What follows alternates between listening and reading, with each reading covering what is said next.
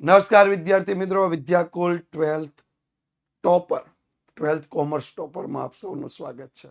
Yes, આપણને એવો પ્રશ્ન થાય કે સર હવે સમય ઓછો છે, પરીક્ષા બહુ નજીક છે, એક જ દિવસની રાહ રહી છે, તો હવે મારે બધા સૂત્રને એક વખત ફટાફટ રિવિઝન કરવું હોય તો, અથવા કયા સૂત્ર કયા વિભાગમાં આવી શકે એવું મળી શકે. યસ, તમને આજે અહીંથી મળવાનું છે કે પાર્ટ 1 ના બધા જ સૂત્રો એક જ લેક્ચરમાં. હવે એમાં પણ સેક્શન સી 2 ગુણમાં કયા સૂત્ર પૂછાઈ શકે? તો કે ફુગાવાનો દર, ચાલુ વર્ષનો જથ્થાબંધ ભાવનો સૂચકાંક માઇનસ અગાઉના વર્ષનો જથ્થાબંધ ભાવનો સૂચકાંક છેદમાં અગાઉના વર્ષનો જથ્થાબંધ ભાવનો સૂચકાંક ગુણ્યા 100.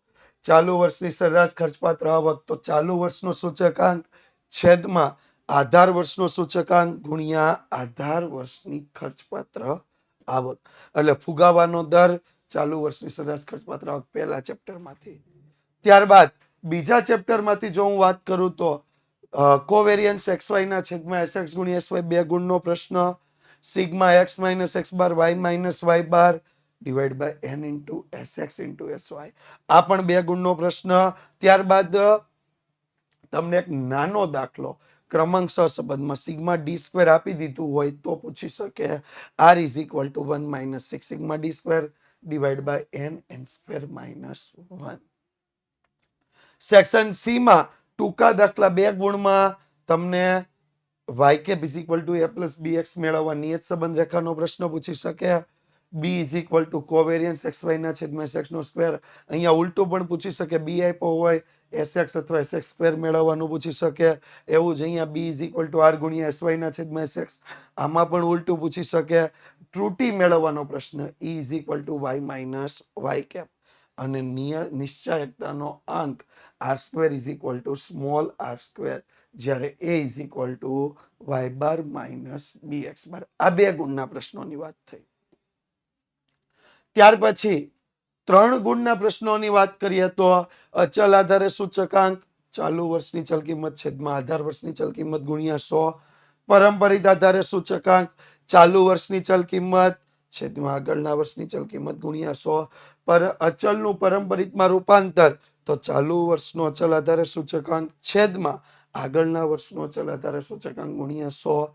પરંપરિતનું અચલમાં રૂપાંતર, તો ચાલુ વર્ષનો પરંપરિત આધારે સૂચકાંક ગુણ્યા આગળના વર્ષનો અચલ આધારે સૂચકાંક ભાગ્યા 100. ત્યારબાદ ભારિત સરેરાશ વાળો પ્રશ્ન અથવા તો કૌટુંબિક અંદાજપત્ર સૂત્ર એક જ છે, i is equal to sigma iw ના છેદમાં સિગ્મા w. એવી જ રીતે વાસ્તવિક વેતનનો પ્રશ્ન પૂછી શકે, વેતનના છેદમાં જીવન નિર્વાહ ખર્ચનો સૂચકાંક ગુણ્યા 100. નાણાંની ખરીદ શક્તિ મેળવવાનો પ્રશ્ન, એકના છેદમાં જીવન નિર્વાહ ખર્ચનો સૂચકાંક ગુણ્યા 100. ઓ 7મી માર્ચે સ્ટેટનું પેપર 90 પ્લસ નહીં ભાઈ, આ તો 100 માંથી 100 લાવવાની યોજના. જો એના માટે 6 માર્ચે એક સેશન ટોપ 10 આઈએમપી ક્વેશ્ચન સાંજે 8 વાગે, 7મી માર્ચે સવારે 8 વાગે આઈએમપી ઓબ્જેક્ટિવ, 6ઠી માર્ચે સાંજે 9 વાગે ભવિષ્યવાણી, અને 7મી માર્ચે સવારે 4 વાગે સૂર્યોદય. આ બધું ક્યાં મળવાનું છે? તો કે Vidyakul Gujarati commerce YouTube channel પર. Vidyakul Gujarati commerce YouTube channel પર. આગળ વાત કરીએ સેક્શન ડી માં, તો તમને એક પ્રશ્ન અહીંયા એ પણ આપી શકે, r is equal to sigma xy minus n into x bar into y bar divide by n into sx into sy. r is equal to sigma x minus x bar y minus y bar divide by into square root sigma x minus x bar square into square root sigma y minus y bar square.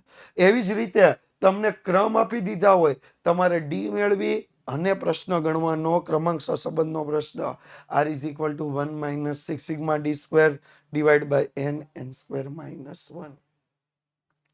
ત્યારબાદ નિયત સંબંધ રેખામાં વાત કરીએ તો covariance વાળો પ્રશ્ન, sigma x minus x bar y minus y bar divide by n into sx square, sigma xy minus n into x bar into y bar divide by n into sx square. બીજું b is equal to r ગુણ્યા sy ના છેદમાં sx, જ્યારે અંતઃખંડ a is equal to y bar minus bx bar. આગળ એક આવો પ્રશ્ન પણ આવી શકે 3 ગુણ માટે સામયિક શ્રેણીનો. b is equal to n into sigma T Y minus sigma T into sigma Y divide by n into sigma T square minus sigma T whole square. 5 ગુણ માટે આસાન છે.